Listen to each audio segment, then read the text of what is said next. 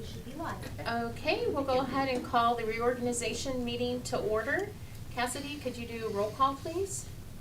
Yes, I can. Sabrina, Yes? John, Yes. Jill, Yes. and then we have guest Eileen? and Yes. Jackie. Yep. All right, that takes us down to our annual reorganization. Do we have any nominations for chair? I'd like to nominate Sabrina for chair. Okay, do we have a second? Second. All right, all in favor, state aye. Aye. All right, motion passes. Okay, do I have any nominations for vice chair? Go ahead. No, go ahead, you do it. I nominate Jill for vice chair. And I will second that. All in favor, state aye. Aye. Aye. Okay, and then that takes us down to nomination for secretary, which I'll make a motion to nominate Joe Bika. Well, I will be in the role until, Oh, so September. we should leave, we should, you're gonna have I'll to. nominate him effective, For the September meeting. yeah, I think he takes Yeah. office, what, September 1st? September 1st. Right. Yeah, Yeah. so I will nominate, effective September 1st, 2025, Joe Bika for secretary. I second. Okay, all in favor, state aye. Aye. Opposed? Okay, motion passes. That takes us to the 2025 meeting schedule. Do we need to adjourn first, this meeting? No, this is still part of it, isn't Oh. it? Yes. Oh, okay, Yeah. sorry. Yeah. Yeah, okay, so that takes us to the meeting schedule, which, John, you have Yep. provided for us. Right. You wanna read the dates? The dates are today, and then we changed it from June 26th, which was a Thursday, to June 25th at 10 a.m. Yeah, And the September meeting, September 25th, will be held at 11:30 a.m. And the December 18th meeting will also be held at 11:30 a.m. And then into next year, March 26th, will also be held at 11:30 a.m. here in this Okay. location. very good. Do we need to pass the motion? I think we do, to approve the agenda for the following year, John, or not? No? No, Okay. no. All right, so that takes care of our meetings for 2025. Okay, next thing we have here is policy review. The policy review is the same as it's been. I apologize, I did not make a copy of that for this meeting. I will send it out to you. It is the same investment policy that we had last year. It was only amended to include my name instead of Brad Cromers's name. Okay, That was the only change that was made in '24. okay, and membership, meetings, record keeping, policy revisions, was there any changes in the policies regarding 1 through 4? No. Okay, so it's just listed there as. It's listed in the current policy, investment policy document, which is unchanged from last year. Okay. All right. So, hearing that, I will accept a motion to adjourn the reorganization meeting. Adjourn? I'll second it. All right, all in favor? Say Aye.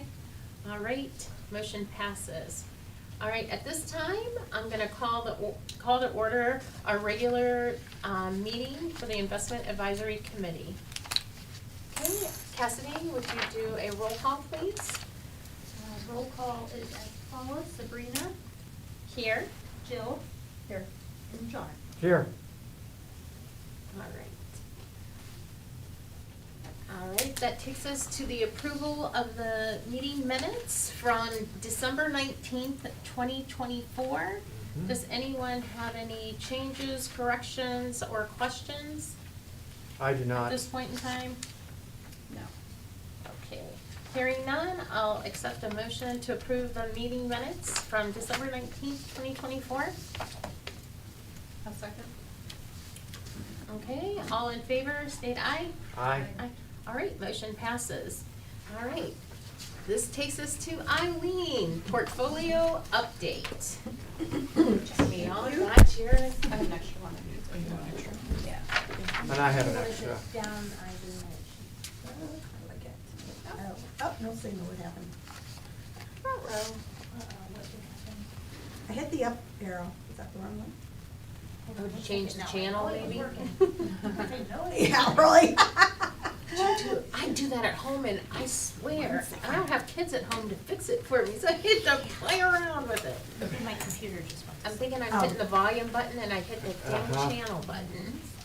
Sometimes it's just as simple as, Oh, there we go. there we go, Oh, oh, No, now I unplugged You it. have to Hold on. wiggle it again or something? there we go.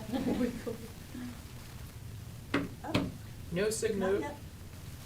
Not yet. No signal. Hmm. Oh, there you go. There we go. It just, It's just- it has a delay. Oh, It's being finicky. okay. Careful with the buttons over there, miss. Yeah. Okay, and I should be hitting the up arrow, right? Yes. Or up or down on that, I think down. Down, okay. Oh, down. That's my problem. Okay, got it. Yes, I'm technologically inept. That's all I have to say. It's okay. You're not alone. Yeah, you're in good company. I save my talents for other things, right? There you go. So yes, so thank you again for opportunity to provide an update on the county's investment portfolio. Welcome, new Commissioner Jill. Thank you. Yes, look forward to seeing you each quarter here. Excuse me, if this cold thing going on. Just kind of a quick update, since Jill, since you're new. Meter, it's been in business since 1974. We've worked with public entities since 1990. So a very long history of serving public entities throughout the U.S. We're headquartered out of Dublin, Ohio. I'm fortunate to work remote, and I live in Northeast Ohio. Straight shot off Turnpike, Yep. easy to get here. Yeah. There's no construction. But yeah, we currently work with over 400 public entities throughout the country, manage and advise on $155 billion of Okay. public entity dollars. So this is what we do. Yeah. Yeah, I've been working with public entities for over 20 years. Previously worked in the corporate world as a corporate treasury manager. Oh, okay. Yeah, Great. so great transition to being able Yes. to help a lot of folks Right. versus Yes. just one organization. Mm-hmm. So- And Eileen has been here since I was first in office in 2014, beyond, way before that. Yeah. So we've been very fortunate to have her. Very fortunate. Yeah. Eileen Thank you. is great to work with, Thank you. and everybody at Meter. Yes. Thank you. We appreciate that. I will pass that on to the folks back at headquarters. But anyway, I wanted to start out, first of all, with kind of just a quick look at what happened in 2024, because of course the last time we met was mid-December. So now that we have 2024 behind us, that kind of sets the starting point, of course, for 2025. And so as we may recall, the Federal Reserve did lower rates. In 2024, they did 3 rate cuts, starting out with a 50 basis point cut in September, followed up with 2 25 basis point cuts. So a total of a full 1% reduction in that overnight rate.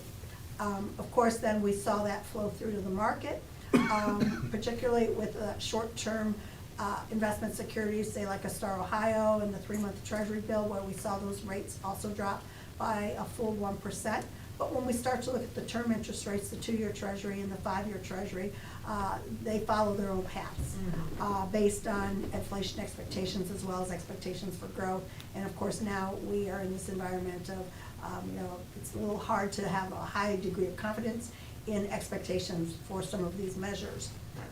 But the 2-year Treasury basically ended the year where it started, and the 5-year Treasury moved up as the market started to, again, price in this uncertainty and expectations that ultimately that the new administration's policies, the objective is to be additive to growth for the U.S. economy.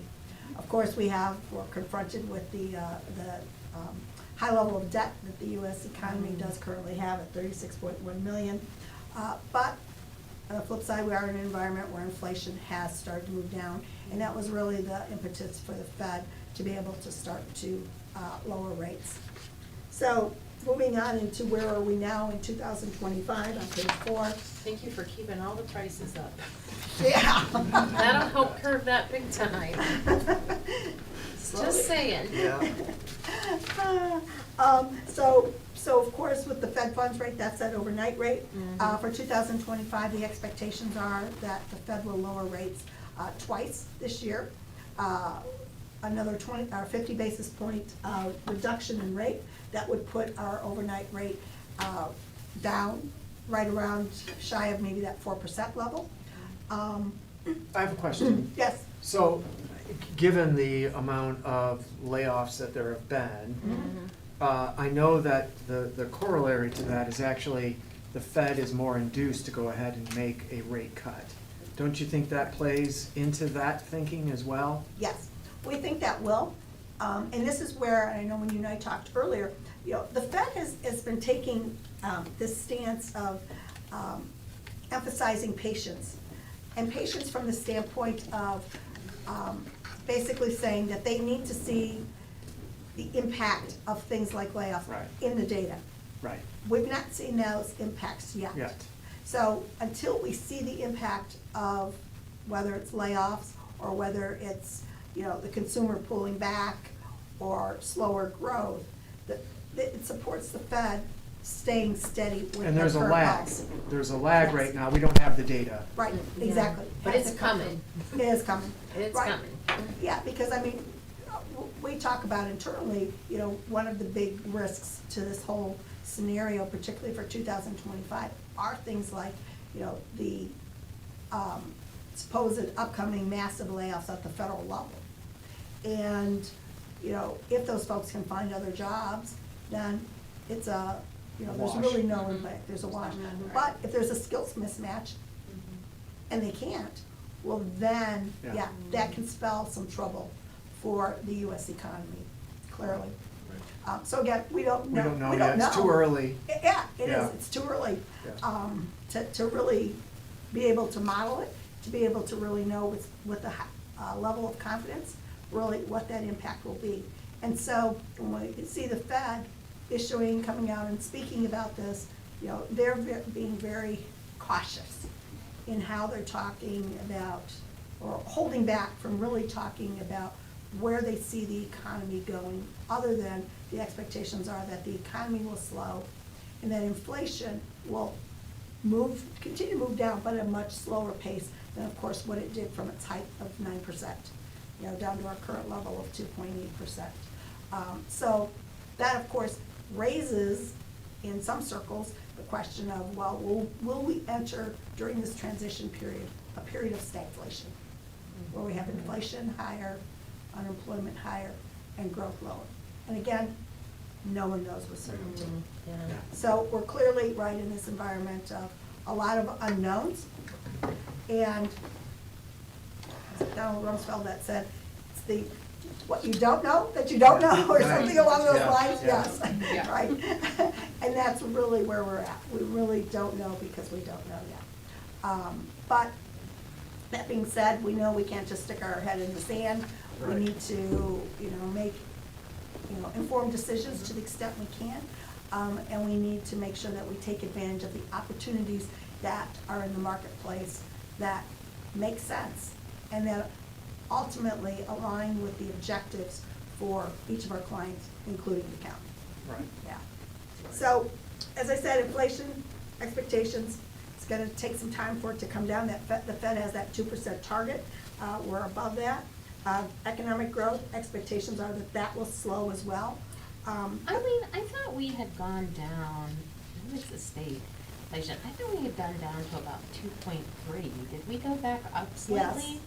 Okay, Right. I was just gonna say, because I'm thinking. It did jump. Yeah. Yeah, And that's why then the Fed has been also pausing, Yeah. Yeah. because inflation ticked back up. Yep. And so, They froze it. Yeah, I don't think they're gonna be doing the big drops that people thought they would be Right. after the first of the year, Right. which, yes, and we will see that truly, right, when we look at what we call volatility.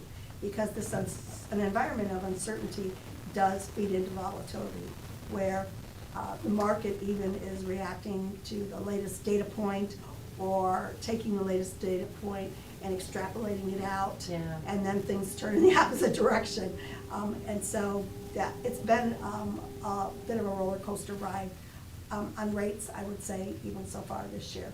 Because I know they're projecting, you know, as housing, which I'm also Oh, in, is yes. a big economic driver Right. for everywhere across the nation. Yes. They're projecting that the 30-year will likely go down to 6.25, maybe Okay. 6. That's it. There's no more pie in the sky. I'm gonna get a 3.25, or I got a 2.75 when I had a mortgage Right. on my house. That's all darn. But that's still good. Yes. I mean, it's just we got spoiled. We got spoiled, Well- that's very low rate. And- Yeah, Absolutely. and Yeah. like, I think I made a joke about it last time, take refi out of your vocabulary. Yeah. If you have a current mortgage that you got locked Right. in. Yeah. Mhm. Why would you refi right now? Well, the reason people refi is because of the increase in all the materials and just the, you know, everyday necessity, like utilities and gas and stuff. A lot of people are living on credit cards. Yeah. Yes. And you know their rates are high, so what they end up doing is they'll refinance and pay off those credit Oh, cards. Cash out, right. Yeah, cause you think about it, 6% versus a You're right. 27 to 30%. You're right, you're right. And the only You're asset right. they have. Right, is, right, that's the Yeah. bank. Yeah.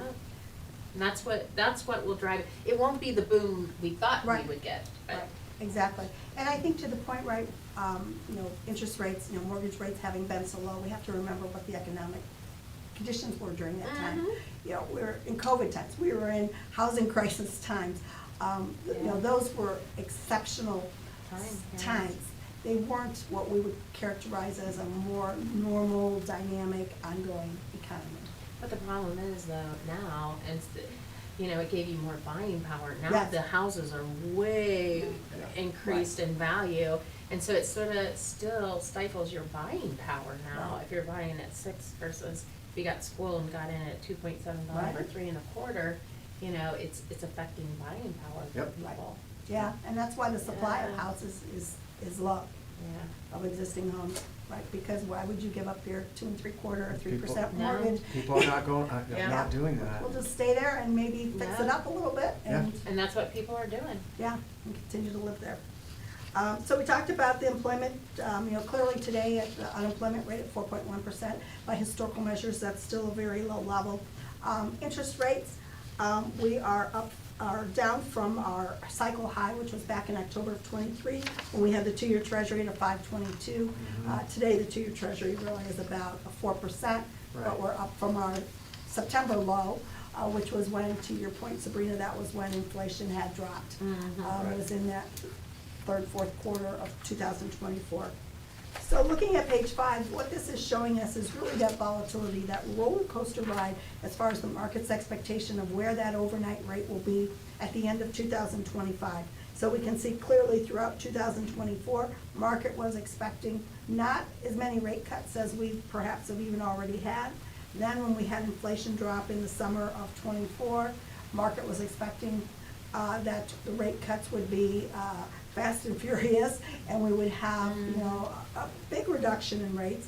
And then, of course, once we got past the election cycle, and having now the new administration in place, things are a little bit more settled, but still, from a historical perspective, there still is a tremendous amount of volatility here.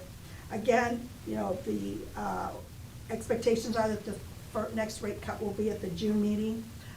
So we have a May meeting, and then the June meeting is when we would expect the Fed to lower rates. The Federal Reserve issues what's called a summary of economic projections on a quarterly basis. This is their view of over a longer period of time where they believe economic indicators, where the U.S. economy is headed. And in particular, one of the components that they do include in their update is where they believe, what they believe will be the appropriate level of that overnight rate for each year. So we now know 50 basis point cut is expected. They're expecting in '25. They're expecting another 50 basis points in '26 and another 25 basis points in '27.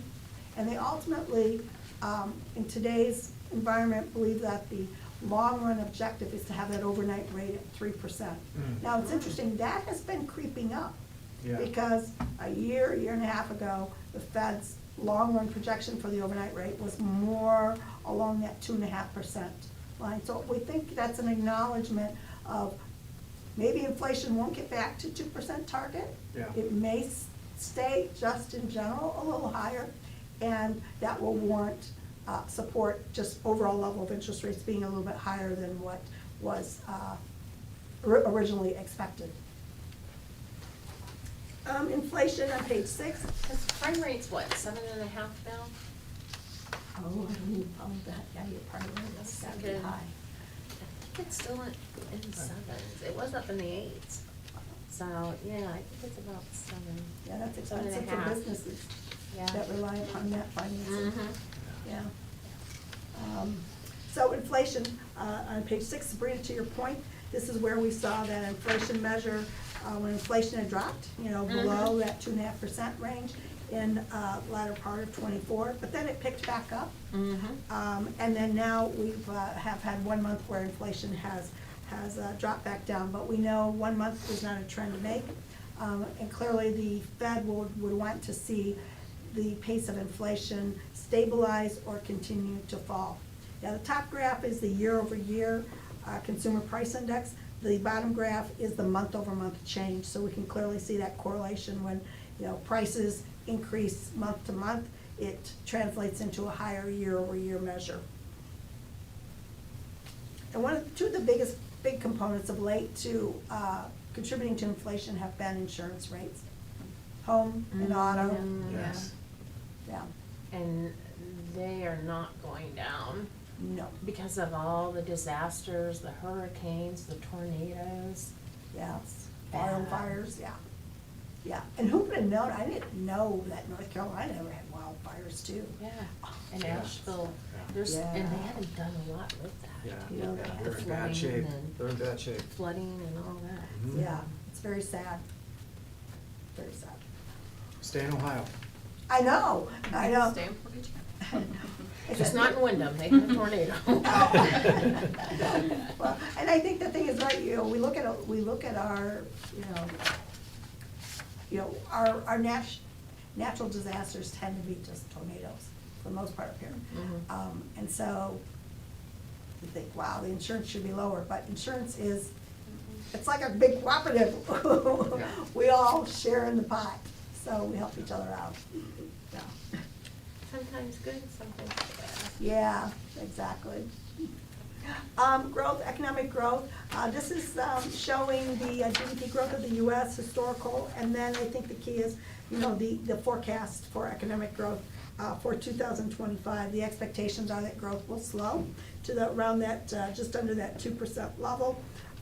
When we look at this Bloomberg survey, this is gathered from about 90 economists across academic world, across Wall Street, across think tanks and the like. So it's a very diverse group.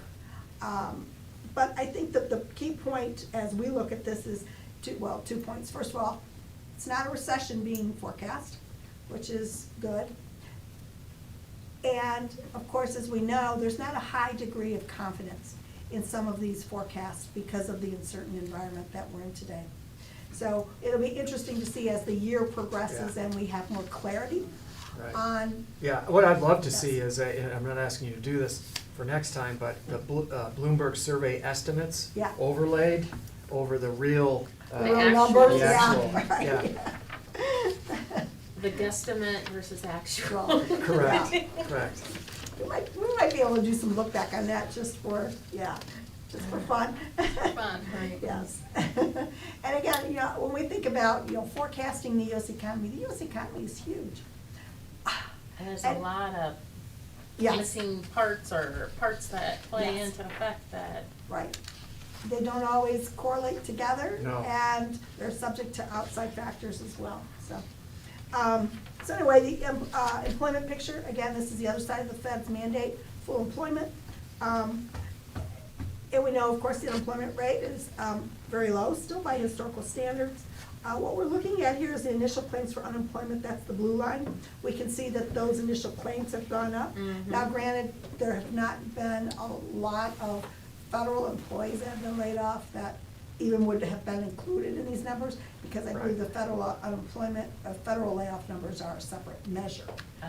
Yeah, Okay. So they're excluded from this Yes. data. anyway, Yeah. But you know what, I just pulled up our unemployment rate. yeah. Our unemployment rate right now is 5.5%, it says. Is that you? And it's, yeah, cause last Oh. month it was only like 4.4, cause the state's like the 4.6. Right. So ours has gone past Yeah. the state, yeah. In Portage. I wonder, because every time you pick up the paper, some other place is closing and laying off. I mean, I just saw yesterday that First Energy in Akron's laying Yes. a ton of people. I Yeah, I mean, saw that and too. that's gonna impact Portage County, because Yes. it was in Akron. Yep. Yeah, So, right.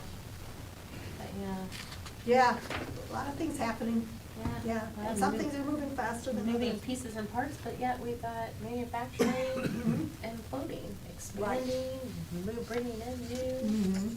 you know. Yeah, and that's where, I think to your point, Spring, right, it's all coming in, but it's going to take some time. So like, I remember when we heard the announcement that Honda who's bringing another plant into Indiana, and it's like, oh, great, you know, a car manufacturer is gonna manufacture. Hyundai. Hyundai, yeah. Yes, I just Hyundai is read bringing that. South Korea. Yeah, Is bringing one. Yeah. I forget how many millions or $1 billion it Right. is gonna bring. to- big numbers, and it's like, wow, yeah, that's great, and you get excited about it, because you hear these announcements, and then you have to kind of pause and say, well, wait a minute, how long does it take to build an auto manufacturing Yeah. plant, an assembly line, or? I think that was already in the works, Okay, yeah. Well, another plug to our neighbors in Trumbull County, they're getting a Kimberly-Clark facility. Mhm. oh, Yeah. wow. So they are still seeking a summer Yeah. here, so that's Yeah, good. that is good, that is good. I think on the employment picture, one of the components that we're, really focused on is this continuing claims number. So the continuing claims number, of course, represents folks who have been laid off, they're seeking a job, they're receiving unemployment benefits, but they have not found another job yet.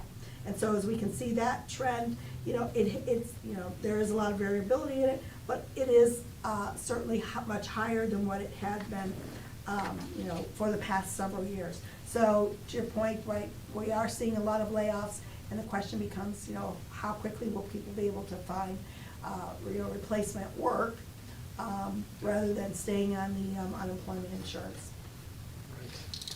So lastly, on the economic piece, just looking at yields on page 9, what we're showing here is, top line is the Fed funds rate, so we can see when the Fed had paused from summer of '23 to that first rate cut in September of '24, and then, of course, the 2 rate cuts following after that, and how now they have been on hold since that point. But again, we can see this variability in yields. This is the 2-year Treasury, which is a benchmark yield for us. Yep. Followed very closely the path that we saw with the expectations for the overnight rate. In that, it was much higher, then it dropped when inflation had dropped, and then had picked back up post-election. But now with continued uncertainty in the economy and starting to see some economic indicators that are, again, starting to show things that, give you pause for thought, we have seen the 2-year Treasury drop, because there's now this realization that this is all going to take time to reap the benefits of what any new changes in policy will bring to the U.S. economy.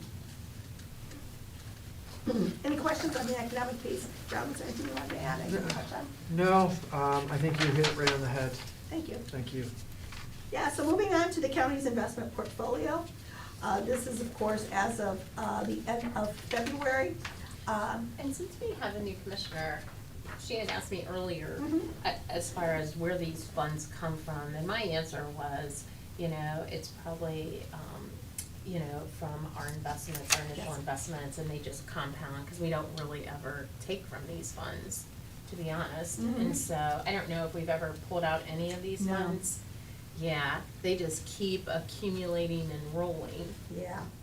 Yeah, and that's a good question. Yeah, When what we all? think in terms, right, of why does public entities and, cash and investments continue to grow. It is kind of twofold.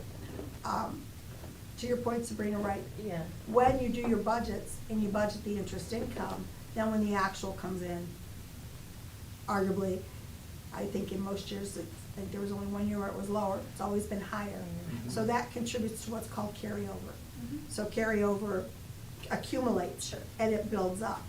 The other factor too that we've seen is, the same thing can hold true with, say, like whether it's sales tax revenue or even property tax revenues. Property tax revenues come in, sales tax revenue comes in and it's higher than what was budgeted. And as a board, you make the decision, we're going to just add that to our carryover for future years. Then again, that cash and investment grows. The other thing that we had seen is during the COVID years is that many public entities, I believe the same probably was true with Portage years, held back or scaled down particularly capital expenditures.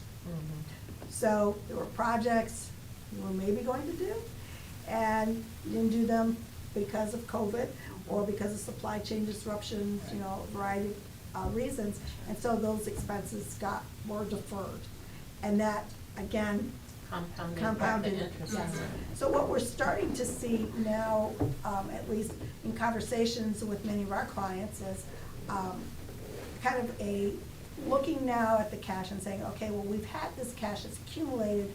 We have these deferred expenses that we still need to do. We're out of our ARPA dollars now. Yep. And so now we may be in a position where we may start using some of our investment dollars.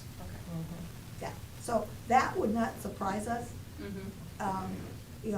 to go through that cycling just based on understanding, right, why the balances to some degree have increased and really what may be on the horizon. And plus, our interest has been up. Yeah. A lot. Sure, yeah. When I Makes first sense. started, we were like Yeah. waving the red flag when it was 1%. Right. Yeah, We've been getting 4 Yeah. right, plus, and so yeah, exactly. makes it, and especially on the large dollar amount. Right, exactly, Yeah. right.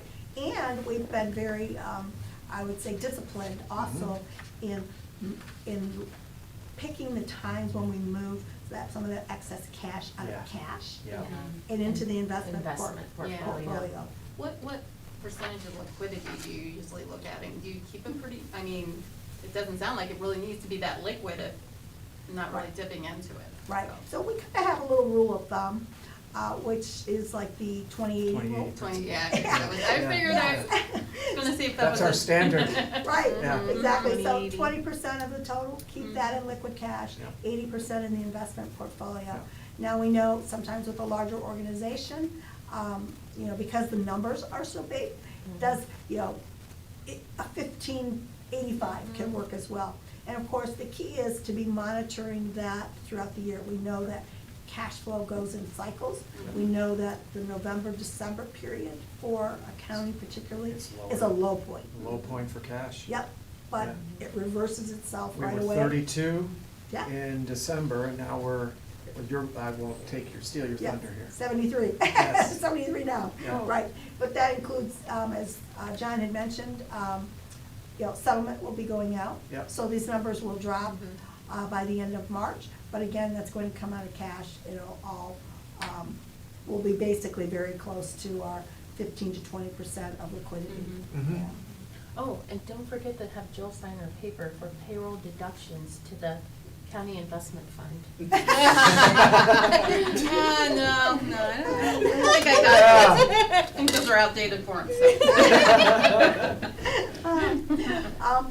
The county's monies, of course, are invested in permissible investments, which is permissible under Ohio Revised Code. Section 13535 governs that. That is incorporated into the county's investment policy, so that any investments that are made on behalf of the county are all permissible. At our firm, we know it's extremely important that the investment portfolio needs to be in compliance with policy and state code, and we have systems in place to ensure that that happens.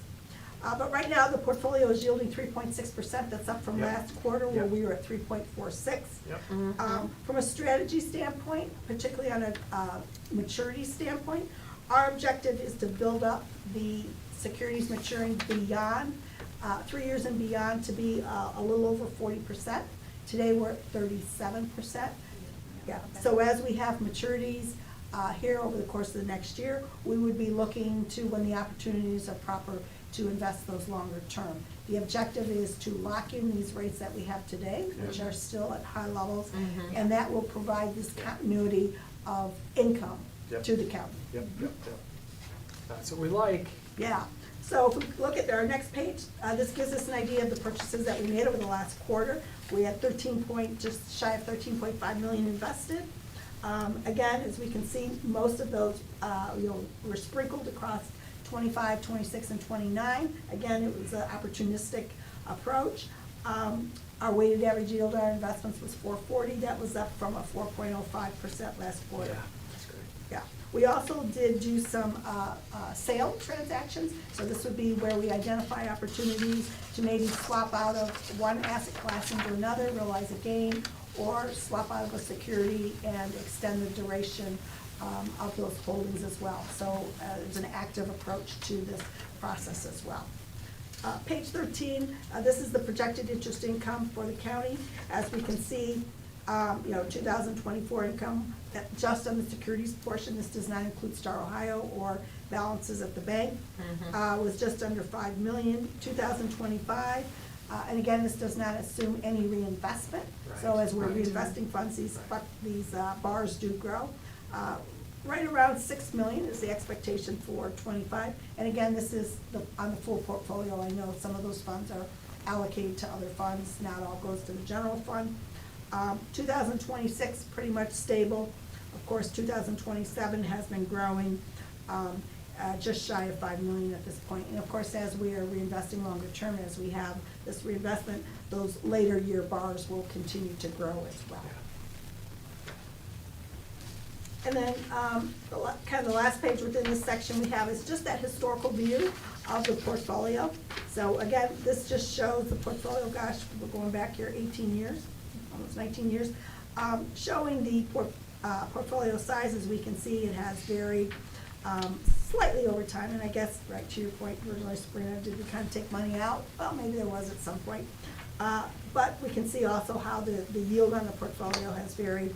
And of course, during those periods of extremely low interest rates back in 2020 and 21, where the portfolio was yielding just under 1%. You can see the progress that we've made in getting the portfolio up closer to 4%.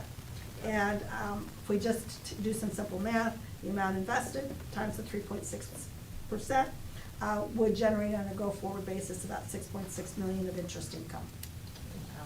Yeah, and then the last section is just our inventory of the holdings. This is our monthly statement that we provide to the treasurer's office, which includes not only the securities, but also the cash accounts, cash balances that the county holds as well.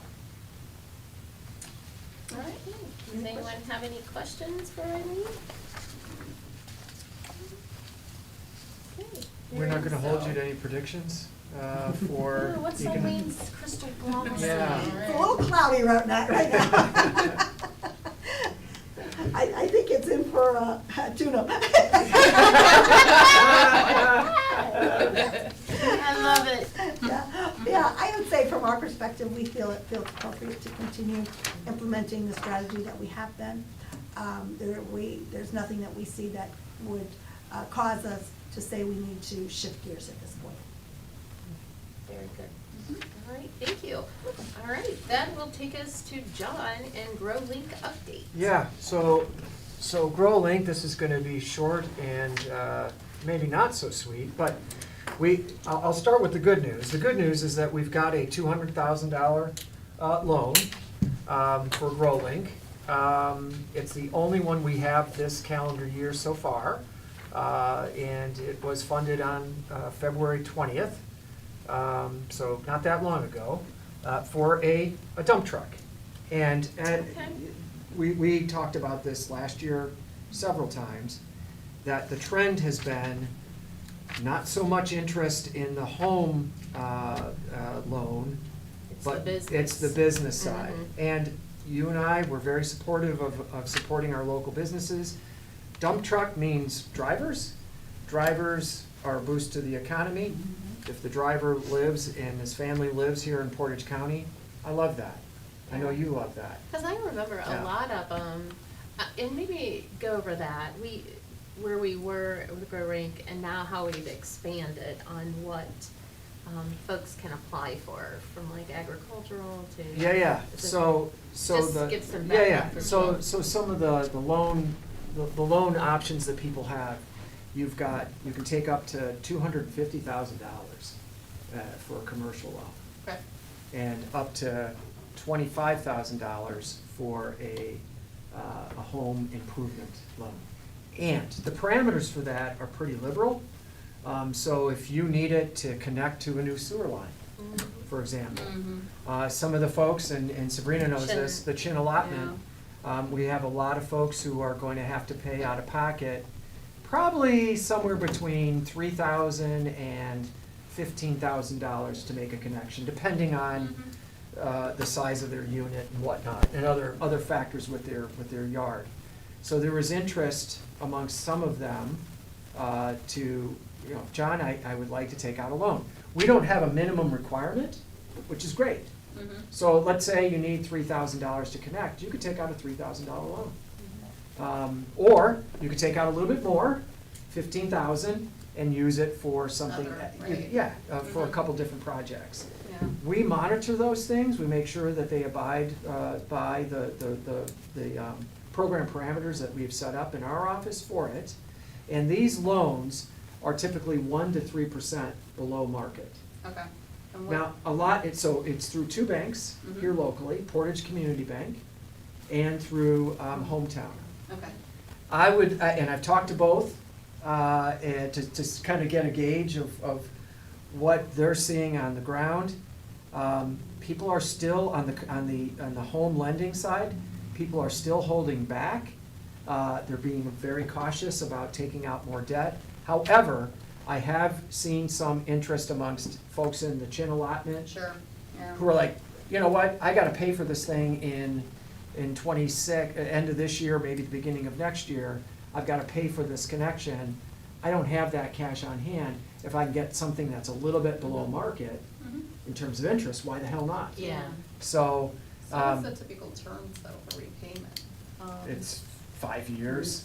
Yeah. Yeah. It's it's not long-term either. It's not. So we think it's the most underutilized loan program out there. Yeah. We should- Here's one of the struggles for us is that you go to Hometown, you go to Portage, and I love them, but they've got other loan instruments Sure. on the books. And so they've got their different things that they're selling when somebody comes in and is Products, looking, yeah. right, products that they're looking to sell. Mhm. They'll mention the Portage Treasurers Program, and they'll say, well, there is this other program available. But of course, that's not necessarily going to be the priority. Yeah. So our job is to continually remind the bank, hey, this is good for the community. Mhm. This gets money recirculating in the community. So we just keep reinvesting, recirculating capital in Portage County, which is the end goal for all of this. Sure. What's the outstanding loans that we have out there now? So there's it's the last sheet, I folded it up. This is the full list of all that's on the books right now. I don't know if I had Kelly or Jamie do a total. Well, there's Accumulated, there's yeah. there's the total loans right there. Yeah, it's So- really at the bottom. Yep. Yeah. It's tiny print, I'm sorry. No, it's fine. I can't look at this So stuff John, without. explain to Jill where the funds come for these loans. Where does the funds come that we can, continue to lend them out, they get paid off? Yeah, it's a like certificate of, revolving. it's a certificate of deposit, CD. Mhm. And so that's the vehicle that's used, that's how it works, that's how it's funded. And again, this is all under ORC, so it's in the Ohio Revised Code about, so it's the treasurer's office that has set this up by law to allow these CDs to be made available for home lending and for commercial purposes, and to give the consumer a break, 1 to 3% below market. Sure. And is it boutique? Sure, it's boutique.